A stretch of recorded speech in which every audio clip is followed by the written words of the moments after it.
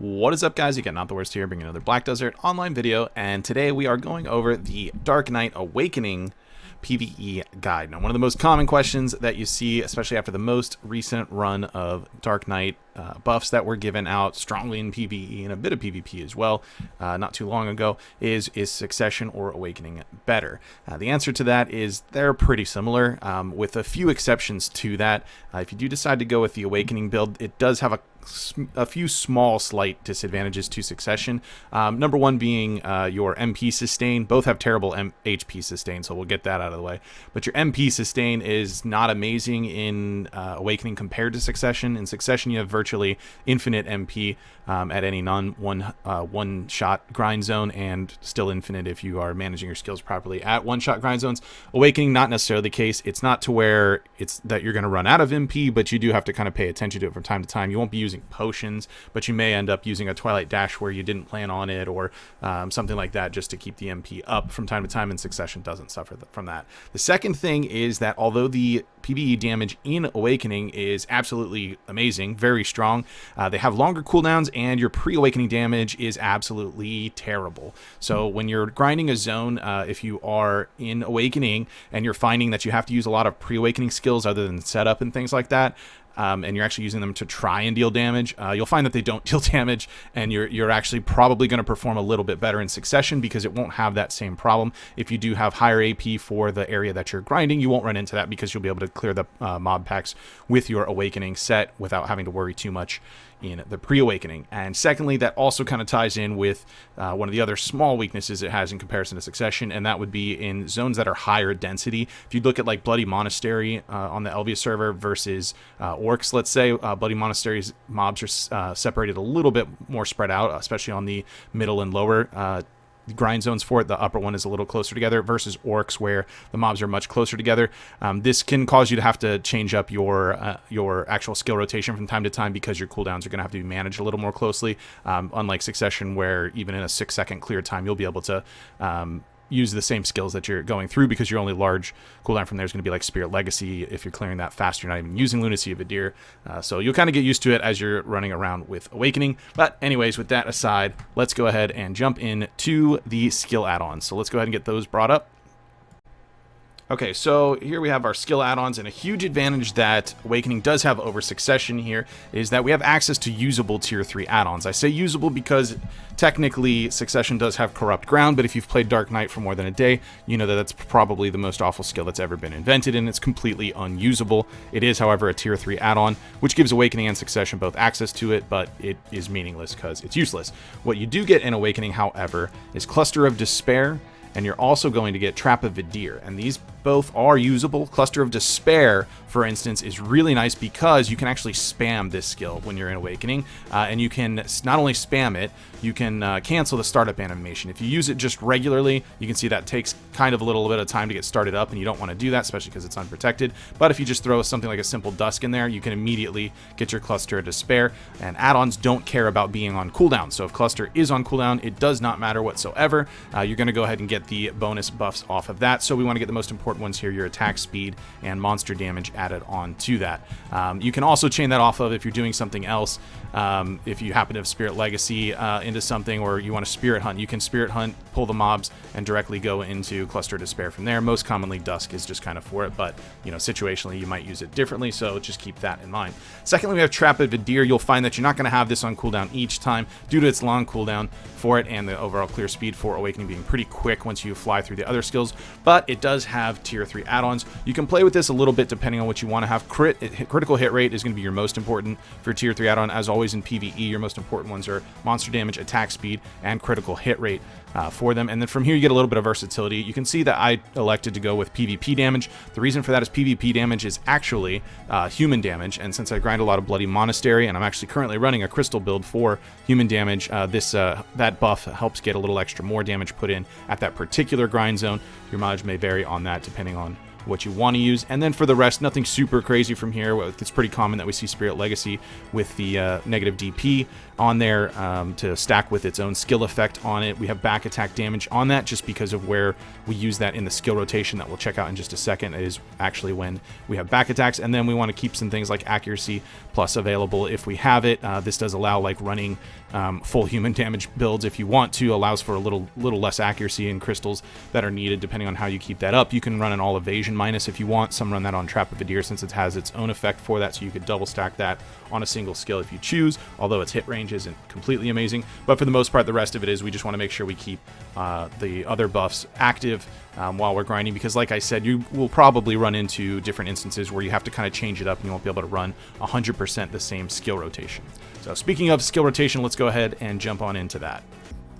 Okay, so for our skill rotation, let me just go ahead and go through it, and then I'll break it down each skill, why we're doing what, where. So we're going to start off, it's going to be Wheel of Fortune, Unveiled Dagger, we're going to Spirit Hunt, Trap of a Deer, turning our camera, then we're going to Cluster Despair, Spirit Legacy, Dark Nebula, Seed of Catastrophe with Flow, advancing forward, then we're going to Shattering Darkness, Twilight Dash, and then if necessary, Spirit Hunt, and then finish up with a Spirit Blaze along with the Flow. So this is kind of how the combo works across the board. You will find, like I mentioned before, that because of the long cooldowns, you're not going to necessarily stick to every skill on this. You'll find Trap of the Deer's not off cooldown, and varying things like that you'll kind of adjust. So you need to be a little more heads up than you would with Succession as far as what skills are doing what, and what exactly you want to use next for that.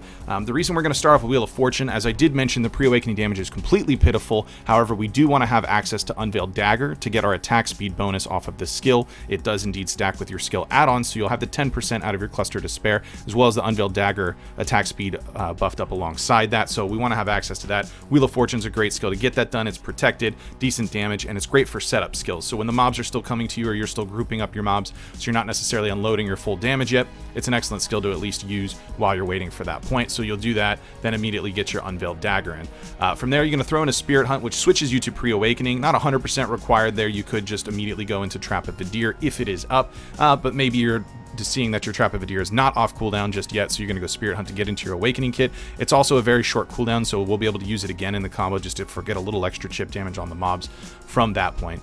Turning the camera here, of course, for a Trap of a Deer, we want to do that because the mobs should be facing you, and this is where you'll actually start the combo. The rest of the skills should have been set up while the mobs are getting set. So from here, you've advanced yourself to be directly behind the mobs because you pulled them in facing you. And if you want, if you are quick enough to do it, you can actually go ahead and Cluster Despair right after that Trap of a Deer, which gives you the very important attack speed 10% and that 30 monster damage increase as well. That while they're still behind you, as I mentioned before, this is why we put back attack damage on Spirit Legacy to get an extra 3% added on at this point because the mobs are still facing that way. You're going to drop the Spirit Legacy, tie it into Dark Nebula to chain it together there. Now, Dark Nebula by itself does have more hits available to it if used individually and not chained with Spirit Legacy.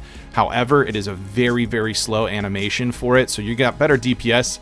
Just go ahead and chaining into Spirit Legacy. We don't want to be wasting time doing that. Just immediately go from that Legacy to the Dark Nebula. From there, we go into Seed of Catastrophe. It actually advances very, very quickly coming out of Dark Nebula. You'll find that a lot of other skills will keep you out of position. If we went immediately from Legacy into Dark Nebula and then a Shattering Darkness, you can see how far back my character is from here, and the mob grouping gets kind of messy from here. You'll find that you miss a lot of the mobs in the pack from that general area. So we want to put Seed of Catastrophe here to advance forward towards the mobs to make sure our next hit is still landing on every single mob from there. So that's that Legacy, Nebula, and then advance forward with that Seed of Catastrophe so you can get into Shattering Darkness and immediately Twilight Dash, which now has protection on it, which is pretty nice. That's the basic parts of your combo. Then you have some options for cleanup. Since Spirit Blaze, the first part of it, not just the flow, did get a damage buff, almost a full double of its previous amount of damage. It is a pretty okay cleanup skill if you have a little bit of HP left on mobs. You can use that along with the flow to try and finish them off from there. You'll have Spirit Hunt back up, of course, by then as well, so you can put that in maybe directly after your you go Shattering into Twilight and then you're out of position a little, so maybe Spirit Hunt into the mobs to get set up and then give them a little Spirit Blaze love there. You can if you want to, and you don't need the extra damage, just hotbar the flow Spirit Blaze. It's a lot quicker with a better damage than the base part on its own, but I think it's worthwhile using both since the recent damage buff with it, it's not too terribly bad. If you're finding that at that point after the cleanup skills that the mobs still aren't dead, you may be close to having Shattering Darkness off cooldown. You can use it, but it might throw off your next set of skill rotation, and this is why I mentioned being a little more heads up about grinding in Awakening than you would be in Succession. You have to kind of pay attention to that sort of thing, just because the bigger hitting skills are longer cooldown, and we want to prevent using pre-Awakening skills because the damage is honestly about the same as just standing there for a few seconds and waiting for the Awakening skill to come up. You'll just be really unimpressed the comparison in your pre-Awakening kit to your Awakening kit overall. If you find that where you're grinding you do have to use them, you can always just do some basic cleanup stuff, switch back with Wheel of Fortune, Slanted Balance, Pervasive, Punishment, throw the Lunacy in there if you want, long cooldown and terrible damage in pre-Awakening, but that's up to you. Personally, for me, since I don't mind playing Awakening or Succession for it, if I find myself in a spot where I don't quite have the AP to finish off the mobs with just using the Awakening kit, aside from our setup with Unveiled Dagger, if that's the case, I would honestly just run Succession. You're gonna find yourself doing just a little bit more, a little bit better, but honestly, you can chill a little bit more. You're not paying attention to cooldowns when you're Succession. You're not paying attention to MP. Of course, if you're running Spirit Perfume, you don't really care, but it's just a little more relaxed, and you're gonna perform a little bit better if once you're used to running Succession. If you're an Awakening main, it's not enough to say, you know, you have to run Succession if you find yourself using pre-Awakening skills. No, by all means, if you like Awakening, play Awakening and go for it. It's still great. They're very, very close in performance, especially at the higher AP. When you are at the higher AP or you're at Bloody Monastery and you can run human damage build and you find that you're annihilating the mobs in just your Awakening kit and not relying on those terrible pre-Awakening skills for damage, you'll keep pace with Succession just fine. Your mileage may vary on the exact place that you're grinding from there. Speaking on using crystals, there's also another trick outside of crystals, not really a trick, but just kind of paying attention to what skills you do have available to you. If you're trying to grind somewhere a little bit earlier, typically I recommend, like, let's say Secrea Underwater. During stream, a lot of times, a lot of new DK players will ask, you know, can I grind Underwater at X DP? I usually recommend for the average player to start that around 329 DP for that bracket. It's of course possible lower than that, but that's where I'd recommend starting out, depending on what types of buffs you're using, or if you're doing an elixir rotation, it'll probably be just fine at that point. But something else to keep in mind is that the Q block for DK does indeed give you a 12 DP buff on it, so feel free to use that as well. There's no reason why you can't, when you get up to your next mob pack and get set up, just throw the Q block in real quick. You can Wheel of Fortune directly out of that, so you could literally just start your entire chain just like that and not have to worry about you know, it taking up any time, because you just kind of tap that Q block and immediately go into that Wheel of Fortune. So that way you get a little bit of a DP buff, and maybe it'll help you out a little bit if you're in lower DP ranges trying to grind somewhere. Same thing in LV, if you find yourself struggling a little bit, just tap that Q just for a second before you use your first skill, just to get that extra DP buff while you're going through the mobs from there. So hopefully that helps out with a little bit of DP. I'm going to go ahead and let a couple of clips play out the rest of the video from here, just showing some of the grind at mostly Orcs for the Awakening build using that as well. So feel free to check that out. If you did enjoy the video, be sure to like it. If you're new to the channel, be sure to subscribe so you get notifications when new videos do go live. And if you'd like to catch me playing live, there is a link to my Twitch page in the description down below. So jump on over there, drop a follow so you get notifications for that as well. With that said, that's going to be it for this one. I want to thank everybody for watching, and I will see you next time.